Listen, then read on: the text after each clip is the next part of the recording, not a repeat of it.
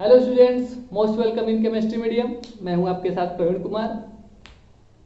हम पढ़ रहे हैं केमिस्ट्री क्लास 9th के लिए। आज हम क्लास 9th के चैप्टर से पढ़ रहे हैं स्ट्रक्चर ऑफ एटम से बोहर्स मॉडल ऑफ एटम।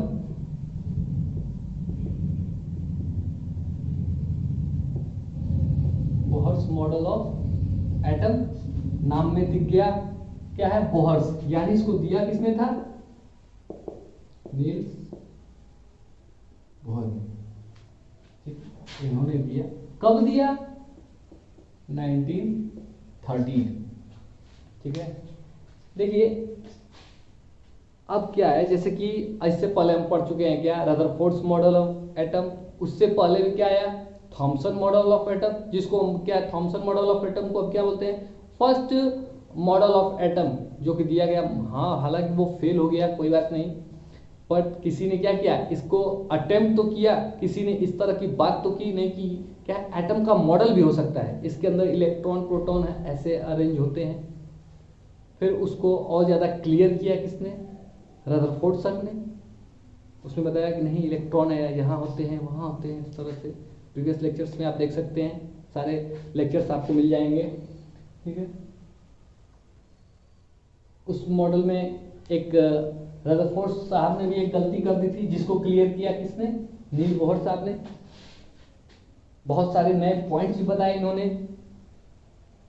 ठीक, तो कब, 1913 में। ठीक, और रदरफोर्ड साहब ने कब किया था, रदरफोर्ड्स मॉडल ऑफ एटम कब आया था, ऑफ एटम कब आया था, 1911 में। ठीक है, सिर्फ 2 साल के गैप में क्या कर दिया गया, इनके मॉडल को हटाया गया 1913 में, बोहर्स मॉडल ऑफ एटम। तो सारे पॉइंट्स को हम डिटेल में देखेंगे अभी। ठीक है, तो चलिए अब डिटेल्स में पढ़ते हैं। ठीक है, नील बोहर्स मॉडल ऑफ एटम, यहाँ पे पूरा देख रहे हैं, पूरा मैंने पहले से लिख दिया ताकि ज्यादा टाइम न लगे लिखने के लिए। ठीक है, तो बोहर्स मॉडल ऑफ एटम याद होगा कब, 1913। कब इन्होंने ये प्रपोज किया इस मॉडल को, 1913 में। जल्दी से देखते हैं इसमें क्या है कि कह रहे हैं, फर्स्ट पॉइंट क्या है, atom is made up of positive charge. ठीक, एटम किससे बना होगा, positive charge at the centre. Suppose करिए अगर ये सेंटर है तो यहाँ पे पॉजिटिव चार्ज, कॉल्ड न्यूक्लियस, इसको क्या कहेंगे, न्यूक्लियस कहेंगे।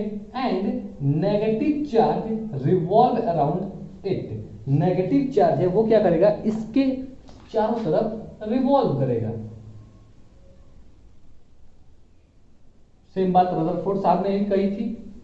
ठीक है, चलिए फिर देखते हैं और क्या इन्होंने कहा, negative charge revolve on a fixed orbit called energy shell और सेल। क्या कह रहे हैं कि जो नेगेटिव चार्ज है, यानी कि हमारा जो इलेक्ट्रॉन है वो रिवॉल्व करेगा, घूमेगा, ये तो बात सही है, लेकिन एक फिक्स्ड ऑर्बिट होगी। ये जो ऑर्बिट दिख रही है आपको अभी, ये ग्रीन कलर की, ये क्या होगी, ये फिक्स्ड जगह पे होगी। ठीक है, इसको हम नाम क्या दे रहे हैं, सेल या एनर्जी सेल। ये इलेक्ट्रॉन का जो पाथ होगा ना, कहने का मतलब ये वो फिक्स होगा, एक ये इलेक्ट्रॉन इस पाथ पे घूमेगा, और जो इलेक्ट्रॉन आएगा वो दूसरे, सपोज करिए दूसरे किसी पाथ पे घूम सकता है। ठीक है, तीसरा चौथा ऐसे क्या हो सकता है, और भी आ सकते हैं। ठीक, अब क्या है, each shell has fixed energy and electron which has same energy revolve in that shell. क्या करें, सभी सेल के पास, जैसे एक ये सेल है, इसके पास क्या होगी, फिक्स्ड एनर्जी होगी। इसकी, इस सेल के पास एनर्जी कहने का क्या मतलब है, देखिए ये इलेक्ट्रॉन इसमें रिवॉल्व कर रहा है, इलेक्ट्रॉन की क्या होगा, जिस जिस इलेक्ट्रॉन की सेम एनर्जी होगी, जिन इलेक्ट्रॉन की एनर्जी क्या होगी वो सेम होगी, वो क्या करेंगे, एक फिक्स्ड सेल में घूमेंगे, और उस सेल की भी एनर्जी जो होगी वो क्या होगी, उस इलेक्ट्रॉन के इक्विवेलेंट होगी। ठीक है, एनर्जी क्या है, यानी कहने का मतलब इलेक्ट्रॉन की एनर्जी और इस सेल की एनर्जी दोनों क्या होगी, बराबर होगी। तभी अगर सपोज करिए इस इलेक्ट्रॉन की एनर्जी इस सेल के बराबर नहीं है तो ये इसमें रहेगा नहीं। अब वो नीचे आएगा ऊपर जाएगा वो बात की बात है, ठीक है, लेकिन वो क्या होगा, वो इसमें नहीं रहेगा। ठीक, क्या है, same energy revolve in that shell. जिस इलेक्ट्रॉन के पास सेम एनर्जी होगी इस सेल के बराबर, ठीक है, वो क्या करेगा, वो उसमें रिवॉल्व करेगा।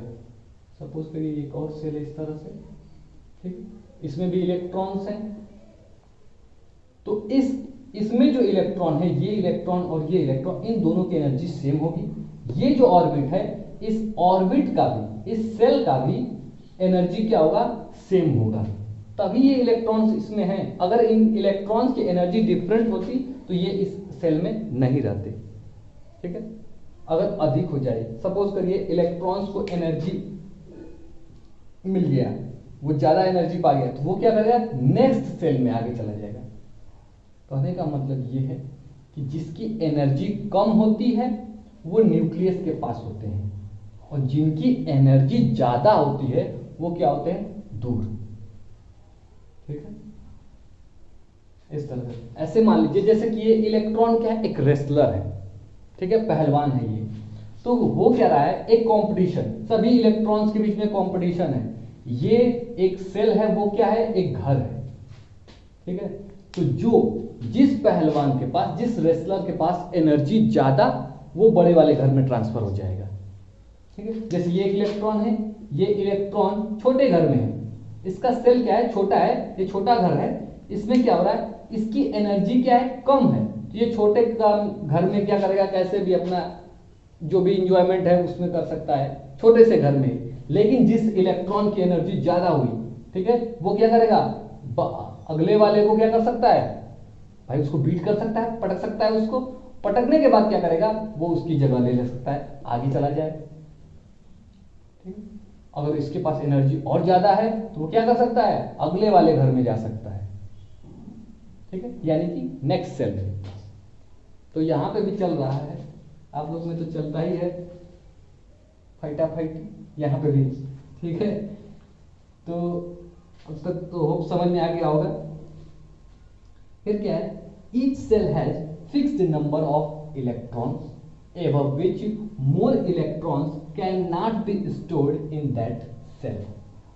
क्या कर रहे हैं कि जो सेल है ना, सपोज ये एक सेल है, ये सेल है, इसकी क्या होगी, ये सब में जो इलेक्ट्रॉन्स हैं वो क्या होंगे, कुछ अमाउंट में ही इसमें रह सकते हैं, इससे ज्यादा इलेक्ट्रॉन्स उसमें नहीं रह पाए, कम रह सकते हैं, अधिक नहीं रह सकते हैं। जैसे कि ये इलेक्ट्रॉन है इस वाले सेल में, तो देखिए इसका एक फॉर्मूला होता है क्या, 2n²। इस फॉर्मूले के हिसाब से क्या है, ये जो n है ना वो नंबर ऑफ सेल है, तो ये देखिए न्यूक्लियस के जो सबसे पास है ये 1, न्यूक्लियस के बाद जो है वो सेकंड हो गया, फिर ऐसे ही जो नेक्स्ट वाला आएगा वो थर्ड हो जाएगा। तो क्या करेंगे, यहां पे हम n की जगह पे वो रखते जाएंगे, where n is equal to 1 2 3 ऐसे चलता जाएगा।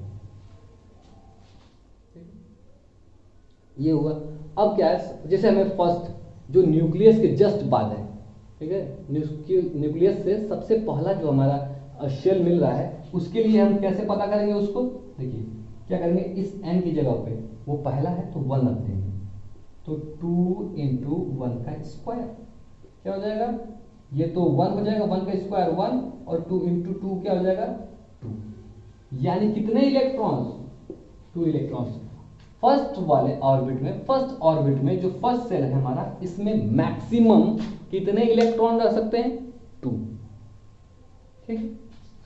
इससे ज्यादा कम हो सकता है, 1 हो सकता है, ठीक है, लेकिन क्या है 1 से 2 हो सकते हैं, लेकिन क्या 2 से अधिक नहीं हो सकते। सपोज करिए ये इलेक्ट्रॉन, ये इलेक्ट्रॉन, 2 इलेक्ट्रॉन इसमें हो गए। सेकेंड ऑर्बिट की बात करते हैं, यहीं देख लेते हैं क्या है, ये हो रही है, चलिए यहां लिख लेते हैं,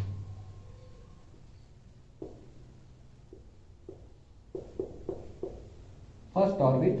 अब देख लेते हैं,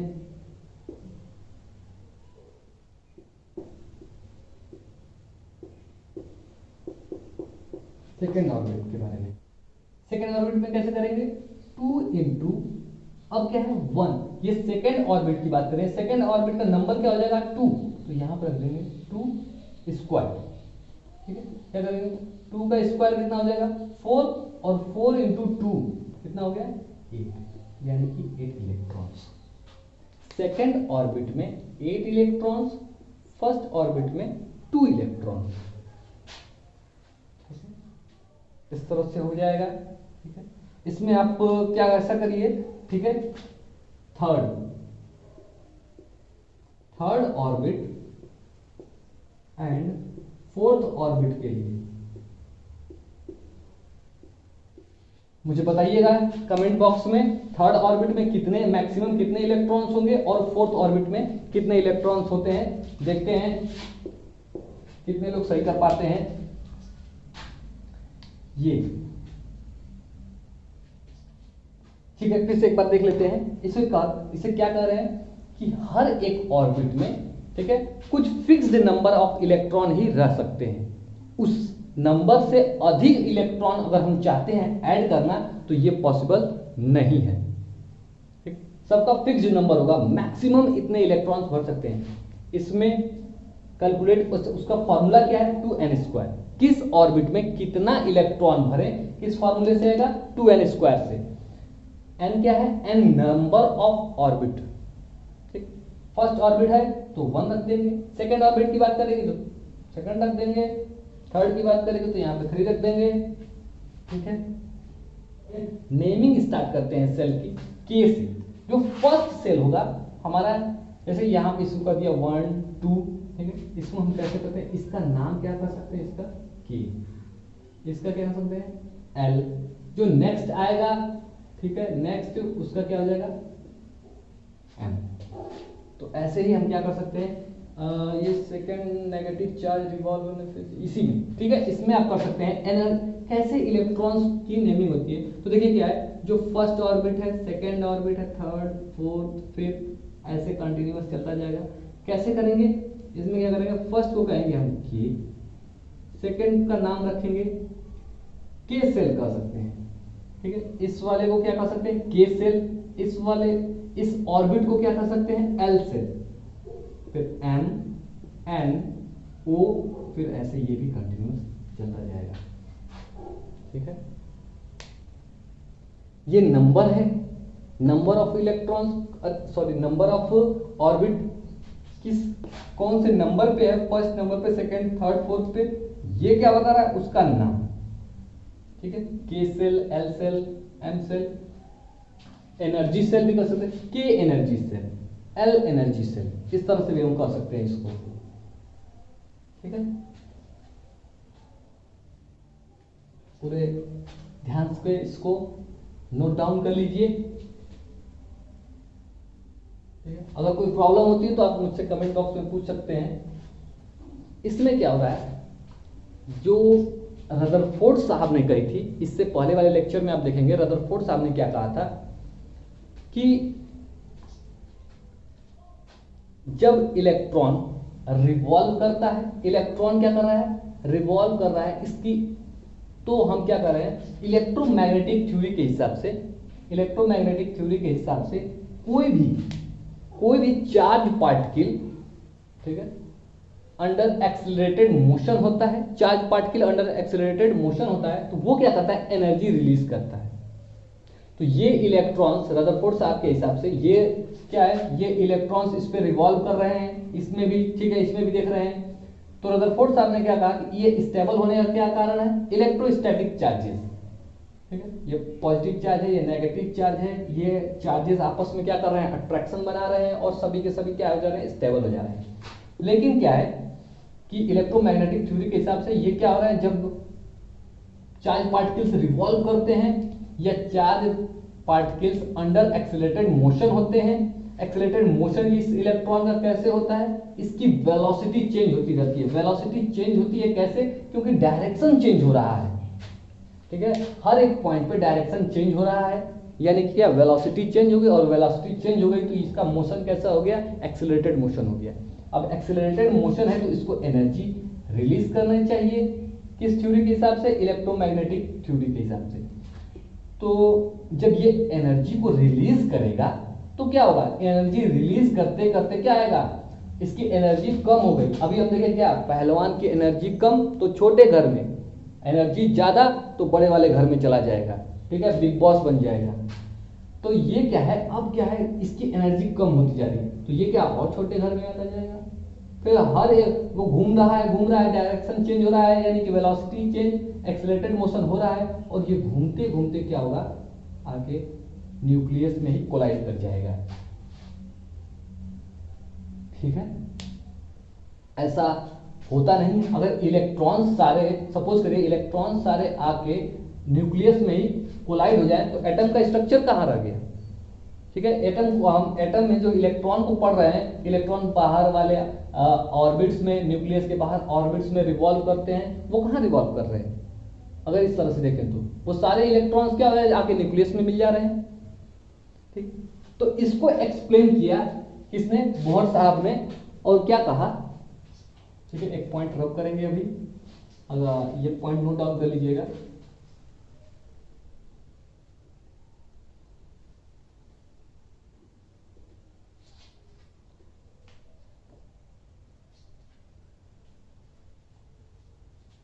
वो क्या कह रहे हैं? कह रहे हैं कि electrons do not release energy when revolve around nucleus. क्या है? इलेक्ट्रॉन क्या करते हैं? Do not release energy when revolve around nucleus. जब वो क्या करते हैं? घूमते रहते हैं अपने पाथ पे around nucleus on their path.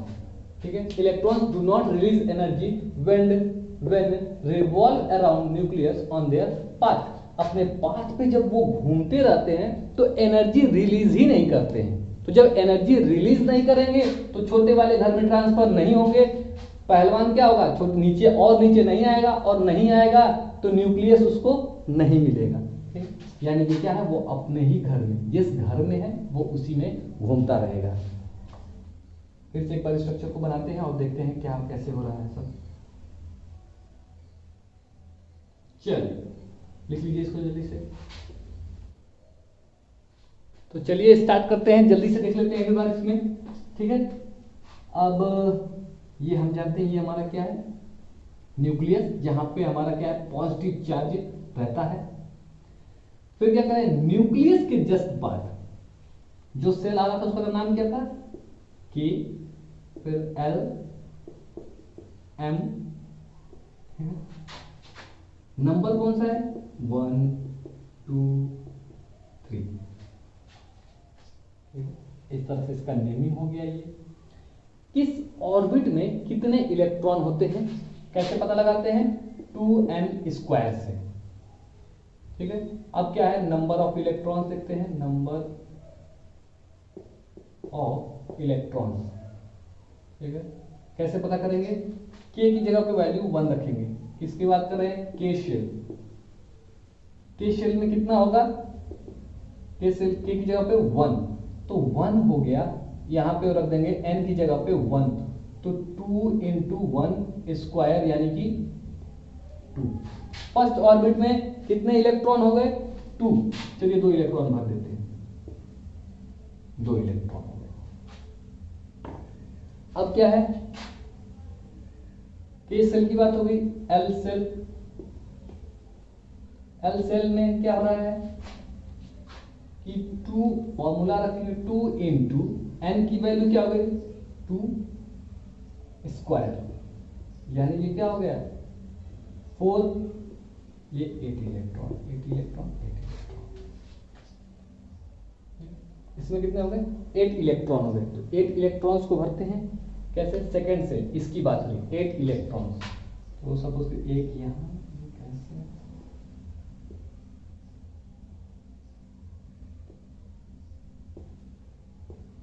देखिए टोटल 8 इलेक्ट्रॉन्स भर दिए गए इस वाले सेल में। वैसे ही क्या करेंगे आप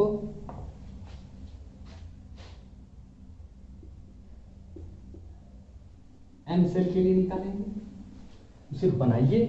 ठीक है, देखिए आप ये कर पा रहे हैं कि नहीं। नेमिंग हो गया, नंबर ऑफ इलेक्ट्रॉन्स कैसे भर जाते हैं देख लिए। ठीक है, ये सब पता किसकी वजह से चला, क्या है, बोर्स मॉडल ऑफ एटम। इसमें एक और पॉइंट था जो रदरफोर्ड साहब ने बताया था, उसको क्या कर दिया, इसमें करेक्शन किया गया कि उन्होंने क्या किया, कहा कि इलेक्ट्रॉन, रदरफोर्ड साहब ने कहा कि इलेक्ट्रॉन क्या है, रिवॉल्व करता है। ठीक है, न्यूक्लियस के साइड चारों तरफ, तो क्या करता है, इलेक्ट्रॉन रिवॉल्व करता है।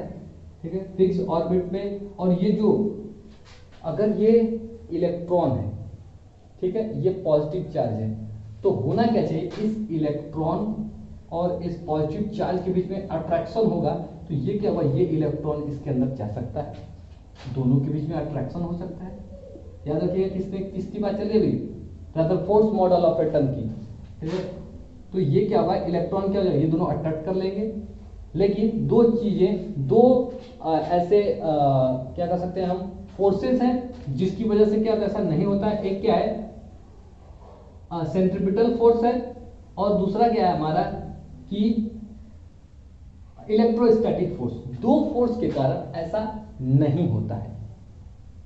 ठीक है, किसने कहा, रदरफोर्ड साहब ने।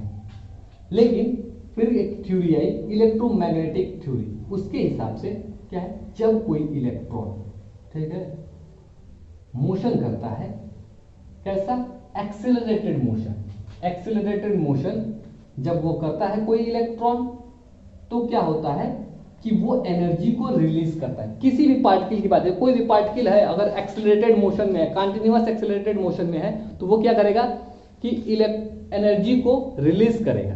ये क्या है, इलेक्ट्रॉन्स पे भी आ गई बात कि इलेक्ट्रॉन भी एक पार्टिकल है। ये क्या करेगा, जब मोशन करेगा एक्सेलरेटेड मोशन, तो इसके अंदर से एनर्जी रिलीज होनी चाहिए। तो जब एनर्जी ही रिलीज हो रही है इलेक्ट्रॉन की, यानी कि ये कमजोर होता जा रहा है, और कमजोर होता जा रहा है तो इसको छोटे घर में जाना पड़ेगा, पहलवान को शिफ्ट होना पड़ेगा छोटे घर में, क्योंकि अब ये ताकत नहीं है कि इससे लड़ पाए।